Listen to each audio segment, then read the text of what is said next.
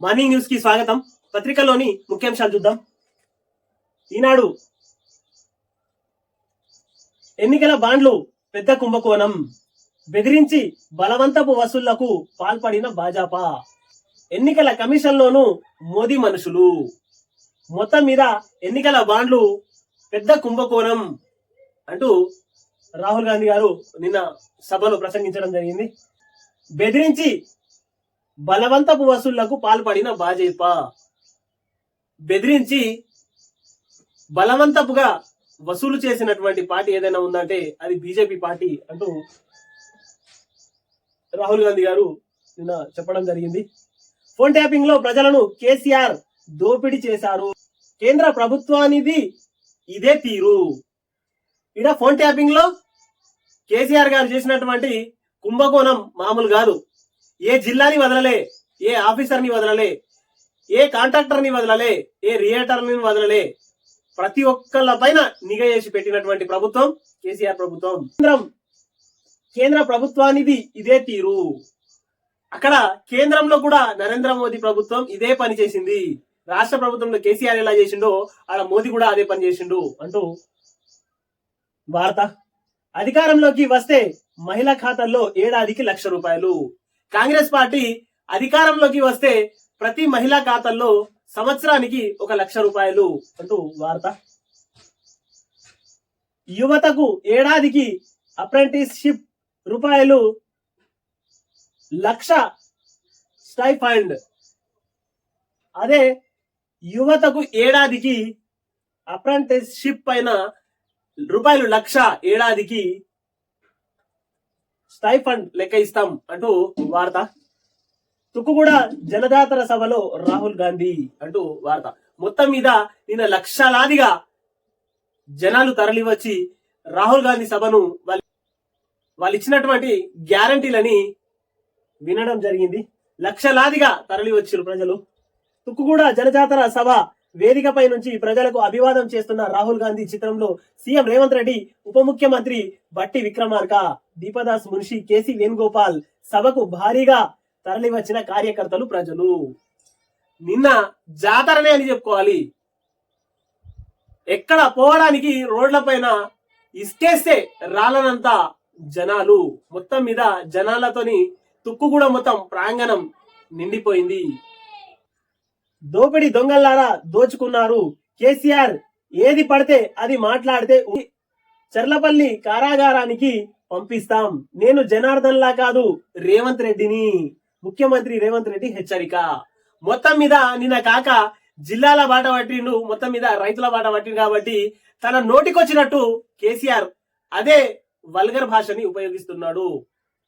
అంటే నువ్వు ఆ భాష ఇట్ల పురాణం మొదలు పెట్టిందే నువ్వు, మళ్ళా అదే తిట్లను కొనసాగిస్తున్నావు. బిడ్యా, నువ్వు గట్ల గనక మాట్లాడితే నేను జనార్దన్ రెడ్డిని కాదు రేవంత్ రెడ్డిని అంటూ కేసీఆర్ గారి పైన నిన్న రేవంత్ రెడ్డి గారు బాగానే గరమైనరు. బిడ్యా, నిన్ను నీ కుటుంబాన్ని అందరినీ కలిపి చర్లపల్లికి జైలుకు పంపుడు ఖాయం అంటూ నిన్న రేవంత్ రెడ్డి గారు సభలో ప్రసంగించడం జరిగింది.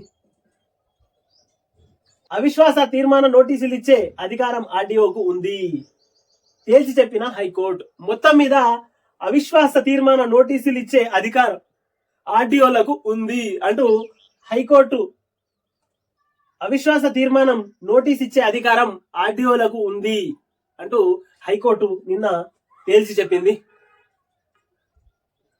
4 నెలల్లోనే సాగు సంక్షోభం. సిరిసిల్లలో జరిగిన రైతు దీక్షలో మాట్లాడుతున్న కేటీఆర్, చిత్రంలో టెస్కాప్ చైర్మన్ రవీందర్ రావు, సిరిసిల్ల మున్సిపల్ చైర్పర్సన్ జిందం కళా, వారాస సిరిసిల్ల జిల్లా అధ్యక్షుడు తోట ఆగయ్య తదితరులు అంటూ వార్త. మొత్తం మీద 4 నెలల్లో సాగు సంక్షోభం అంటూ నిన్న కేటీఆర్ గారు మాట్లాడడం జరిగింది. 2వ పేజీలోని వార్త. సీఎం పీఎం కలిసి తెలంగాణ గొంతును సమాధి చేస్తున్నారు, సిరిసిల్ల రైతు దీక్షలో కేటీఆర్ అంటూ 2వ పేజీలోని వార్త. ఇది వార్త. 8.47 లక్షల గోనె సంచుల కోత అంటూ వార్త వేసింది. ఇక్కడ పెద్ద మొత్తంలో తిరిగివ్వని మిల్లర్లు, రేషన్ డీలర్ల నుంచి సేకరణ నిలిపివేత, ధాన్యం కొనుగోలుపై ప్రభావం అంటూ 2వ పేజీలోని వార్త. 8.47 లక్షల గోనె సంచుల కోత అంటూ వార్త చేయడం జరిగింది. ఇక్కడ 2వ పేజీలోని వార్త ఇది. గ్యారంటీల అమలుపై చర్చకు రావాలి అంటూ 10వ పేజీలోని వార్త ఇది. ఫోన్ ట్యాపింగ్ పై సిబిఐ దర్యాప్తు కోరండి, గవర్నర్ కు భాజపా నేతల వినతి అంటూ 10వ పేజీలోని వార్త ఇది. సికింద్రాబాద్ కంటోన్మెంట్ కాంగ్రెస్ అభ్యర్థిగా శ్రీ గణేష్ ప్రకటించిన పార్టీ అధిష్టానం అంటూ వార్త 2వ పేజీలోని వార్త ఇది. వడగాలులతో విలవిల 9 జిల్లాల్లో 44.3 డిగ్రీలకు పైగా ఉష్ణోగ్రతలు తారెక్కుతున్న ఖమ్మం, నల్గొండ, యాదాద్రి జిల్లాల ప్రజలు నేడు రేపు ఈదులుగాలులు వర్షాలు అంటూ 2వ పేజీలోని వార్త. మొత్తం మీద ఇవాళ ఈనాడు పత్రికల్లో పెద్ద హైలైట్ గా నిన్న కాంగ్రెస్ తుక్కుగూడలో జరిగినటువంటి సభ గురించి హైలైట్ చేస్తూ పేపర్ 35% దానికోసమే కేటాయించింది. ఆ తర్వాత సిరిసిల్లలో కేటీఆర్ వార్త కూడా బాగానే కవర్ చేసింది. మొత్తం మీద ఎవరి మనసు నొప్పకుండా రామోజీరావు గారు బాగానే కవర్ చేస్తున్నారు. వస్త్ర పరిశ్రమ సంక్షోభంపై ప్రభుత్వం స్పందించాలి, వడ్డీతో సహాయం చెల్లిస్తాం అంటూ 2వ పేజీలోని వార్త ఇది. నేతన్నకు అరిగోసా అంటూ వార్త ఇక్కడ. రైతన్నకు భరోసా అంటూ ఇక్కడ పక్కనేసింది. మొత్తం మీద ఇక్కడ బామర్ది, ఇక్కడ బావ. బీఆర్ఎస్ ఎమ్మెల్యేలు 25 మంది టచ్ లో అంటూ ఇక్కడ వార్త వేసింది. 2వ పేజీలోని వార్త. త్వరలోనే హస్తం గుటికి ఉత్తమ్, ఫిరాయింపులను అరికట్టమని కాంగ్రెస్ మేనిఫెస్టోలో హామీ, మరోవైపు ఫిరాయింపులకు ప్రోత్సాహం. హస్తం పార్టీ ద్వంద్వ నీతిపై విమర్శలు అంటూ 2వ పేజీలోని వార్త ఇది. మొత్తం మీద 25 మంది ఎమ్మెల్యేలు మాతో టచ్ లో ఉన్నారంటూ ఉత్తమ్ కుమార్ రెడ్డి గారు చెప్తే, ఒక రైతు చనిపోలేదు, ఆత్మహత్యలపై మంత్రి ఉత్తమ్ అంటూ పెద్ద పెద్ద తాటికాయంత అక్షరాలతోని వేసింది ఇక్కడ నమస్తే తెలంగాణ పత్రిక. ఆత్మహత్యలపై మంత్రి ఉత్తమ్. మా పార్టీ అధికారంలోకి వచ్చాక ఒక రైతు కూడా ఆత్మహత్య చేసుకోలేదు. రైతుల ఆత్మహత్యలపై కేసీఆర్ చెప్పేవన్నీ పచ్చి అబద్ధాలు. తెలంగాణలో ఏ ఒక్క రైతు కూడా ఆత్మహత్య చేసుకోలేదు అంటూ నమస్తే తెలంగాణ రాసింది. మొన్ననే వారం 10 రోజుల కిందనే మీ అయ్యా 200 మంది రైతులు చనిపోయారు అంటూ చెప్పడంతో, మెయిన్ హెడ్లైన్ వేయడంతో రేవంత్ రెడ్డి గారు ఎంతనే స్పందించి ఆ రైతులకు సంబంధించినటువంటి ఏవైతే రైతులకు సంబంధించినటువంటి డాటాలని పంపించు, సీఎం ఆఫీస్ కు పంపించు, వాటిని పరిశీలించి ఎన్నికల తర్వాత వాళ్లకు ఆదుకుంటాం అంటూ ఆయన క్లియర్ గా చెప్పడం జరిగింది. అయినా మళ్ళా డబ్బ కొట్టినట్టు ఉత్తమ్ కుమార్ రెడ్డి ఫోటో వేసి పెద్ద పెద్ద అక్షరాలతో వేసి మొత్తం మీద నమస్తే తెలంగాణ పత్రిక బలి తెగించిందనే చెప్పుకోవచ్చు అంటూ జనాలు అంటున్నారు బయట. ఒకే రోజే 2 ఆత్మహత్య, బలిపీఠంపై రైతన్న అంటూ వార్తేసింది. ఎండిన పంటను చూడలేక మహేందర్ మృతి, వరుసగా 3 సార్లు కాలిన మోటార్లు రిపేర్లకు రుణం, పంట పెట్టుబడికి అప్పు, తీవ్ర మనస్తాపంతో రేకుల షెడ్డులో ఉరివేసుకొని 6.5 లక్షల అప్పు తీర్చలేక మరో రైతు కూడా, మెదక్, పాలమూరు జిల్లాల్లో విషాదం అంటూ 2వ పేజీలోని వార్త. వాళ్ళు ఎందుకోసం చనిపోయారు, దేనికోసం చనిపోయారు ఎంక్వైరీ చేసినాకనే 100కు 100% వీళ్ళకి కాంగ్రెస్ ప్రభుత్వం ఆదుకుంటది అంటూ రేవంత్ రెడ్డి గారు స్పష్టంగా చెప్పడం జరిగింది. మీరు ఎంతమంది రైతులు చనిపోయినటువంటి డేటా ఉందో ఆ డేటాని పంపించమని ఆయన కోరిండు. దాన్ని బట్టి ప్రతిపక్షంలో మీరున్నారు కాబట్టి ఆ డేటాల్ని పూర్తి స్థాయిలో కాంగ్రెస్ ప్రభుత్వానికి మీరు పంపించండి, వాళ్ళని ఆదుకుంటారు, కాంగ్రెస్ ప్రభుత్వం ఆదుకుంటది అని రేవంత్ రెడ్డి గారు మాట ఇవ్వడం జరిగింది.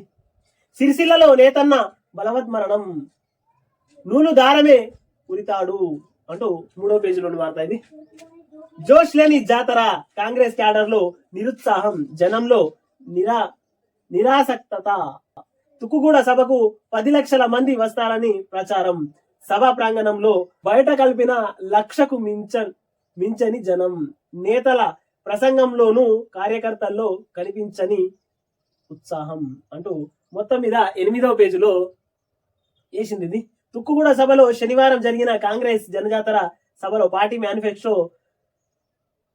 మేనిఫెస్టోను ప్రదర్శిస్తున్న రాహుల్ గాంధీ, సీఎం రేవంత్ రెడ్డి. కార్పొరేటర్లకు దోచిపెడుతున్న మోదీ, రైతులను విమర్శించిన ప్రధాని అంటూ రాహుల్ గాంధీ. మొత్తం మీద ఇక్కడ నమస్తే తెలంగాణ పత్రికల్లో జోష్ లేని జాతర అంటూ వేయడం జరిగింది. ఇంకా నమస్తే తెలంగాణ పత్రిక ఆ తర్వాత గడిల దొలసాని తల్లికి ఇంకా పింకు మహిమల నుండి బయటకు రాలేదు. ఒక్కసారి తల్లి నువ్వు పింకు మహిమ నుంచి బయటకు వచ్చి సాధారణ పౌరురాలుగా, సాధారణ వ్యక్తిగా ఒకసారి నీ కళ్ళతో చూస్తే తెలుస్తుంది. తెలంగాణలోనే జరుగుతున్నటువంటి అభివృద్ధి పైన, తెలంగాణలో ఏ సభలు జరిగినా ఏం జరిగినా జనాలు 100కి 80% ఉత్సాహంగానే ఉన్నారు, సంతృప్తిగానే ఉన్నారు. మహిళలకు ఉచిత బస్సు గాని, 200 కరెంటు యూనిట్ గాని, గ్యాస్ 500కు గాని, ఆ తర్వాత ఆరోగ్యశ్రీ బీమా కింద 10 లక్షలు గాని, వీటన్ని సామాన్య జనాలకు అందుతున్నాయి. దారిద్ర్య రేఖకు దిగువన ఉన్నటువంటి ఏవైతే జనాలు ఉంటారో ఆ ప్రజలకు అందుతున్నాయి. కాంగ్రెస్ ఇచ్చిన ఫలాలు దారిద్ర్య రేఖకు ఎవరైతే తెల్ల రేషన్ కార్డులు ఉంటాయో వాళ్ళకే అందుతున్నాయి. కాబట్టి వాళ్ళు సంతృప్తిగా ఉన్నారు. ఆ వర్గం ఏదైతే ఉందో అట్టడుగు స్థాయి వర్గం 100కు 100% కాంగ్రెస్ ని జై కొడుతుంది. కాంగ్రెస్ పథకాలు 100కు 100% వాళ్ళకు ఉపయోగపడుతున్నాయి. నెలకు కరెంటు బిల్లు, ఆ తర్వాత గ్యాస్ బండ, ఆ తర్వాత పెన్షన్ గాని, ఆ తర్వాత ఆరోగ్య కింద 10 లక్షల రూపాయలు, ఇవన్నీ సామాన్య ప్రజలకు అతి చేరువుగా ఉన్నాయి. ముఖ్యంగా ఆర్టీసీ బస్సు ప్రయాణం చాలా ఆనందంగా ఉంది అంటూ ప్రజలు అనుకుంటున్నారు. తెలంగాణ ప్రజలు మీ కళ్ళతోని కాదు తల్లి, ఒకసారి బయటకు వచ్చి ఆ పింకు మహిమ నుంచి బయటకు వచ్చి నీ కళ్ళతోని చూడు తల్లి తెలంగాణ రాష్ట్రంలో, అప్పుడు నీకు తెలుస్తుంది ప్రజలు ఏమనుకుంటున్నారు, ప్రజల నాడి అంటే ఏందో బయటకు వచ్చి చూస్తేనే తెలుస్తుంది తల్లి అంటూ సామాన్య ప్రజలు, ఊర్లలో, గ్రామాలలో ప్రజలు అనుకుంటున్నటువంటి ముచ్చట ఇది. పీసీబీకి అల్లుడు, ఇంటర్నెట్ షిప్ పేరుతో బంధువులకు ఉద్యోగం అంటూ 2వ పేజీలో వార్త ఇది.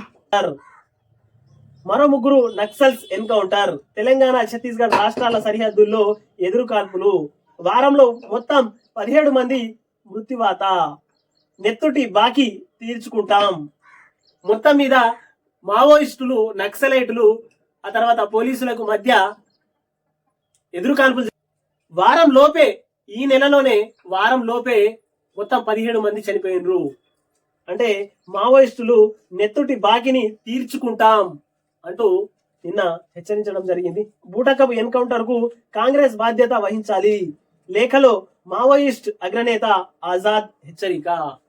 ఆయన ఏమంటున్నాడంటే నెత్తుటి బాకీ తీర్చుకుంటాం అంటూ ఒక లేఖను రాసిర్రు. ఆజాద్ హెచ్చరించిండు అంటూ వార్త ఇది. మొత్తం మీద నక్సలిజం, తెలంగాణ ఛత్తీస్గఢ్ రాష్ట్రాల మధ్య సరిహద్దుల్లో ఎదురుకాల్పులు జరిగినాయి. అందులో 17 మంది చనిపోయారు. కాబట్టి మేము నెత్తుటి బాకీని తీర్చుకుంటాం అంటూ నక్సలైట్లు ఒక లేఖని విడుదల చేసిర్రు. మరలబడ్డ మాదిగా అంటూ 2వ పేజీలోని వార్త ఇది. కాంగ్రెస్ తీవ్ర అన్యాయం చేసిందని ఆగ్రహం, ప్రతీకారం తీర్చుకునేందుకు ఎదురుచూపు, లోక్సభ ఎన్నికల్లో గుణపాఠం తప్పదని హెచ్చరిక. మొత్తం మీద మరలబడ్డ మాదిగా అన్నట్టు ఇక్కడ వేసింది నమస్తే తెలంగాణ పత్రిక. మొత్తం మీద తెలంగాణ రాష్ట్రంలో కాంగ్రెస్ ఉంది కాబట్టి మొత్తం కాంగ్రెస్ కు అపోజిట్ గా రాయాలని ప్రయత్నించింది, రాసింది. ఇక్కడ కూడా కాంగ్రెస్, మొత్తం తెలంగాణ రాష్ట్రంలో కాంగ్రెస్ ఉంది, ఢిల్లీలో వచ్చేసరికి బీజేపీ ఉన్నది. ఇప్పుడు బీజేపీని టార్గెట్ చేస్తుందో చెప్పకుండా తెలంగాణ రాష్ట్రంలోనే కాంగ్రెస్ ని టార్గెట్ చేస్తున్నది. మొత్తం మీద ఇక్కడ కూడా కాంగ్రెస్ బూటకపు ఎన్కౌంటర్ కు కాంగ్రెస్ బాధ్యత వహించాలి. తెలంగాణ రాష్ట్రంలో కాంగ్రెస్ వచ్చి ఒక 3 నెలలైంది, అప్పుడే కాంగ్రెస్ బాధ్యత వహించాలి అంటూ చెప్తున్నది. స్టడీ పర్మిట్లపై కెనడా భారీ కొరత, 2024లో కొత్తవి 3.64 లక్షలకు పరిమితం అంటూ భారత విద్యార్థుల ఆశలపై నీళ్లు అంటూ 7వ పేజీలోని వార్త ఇది.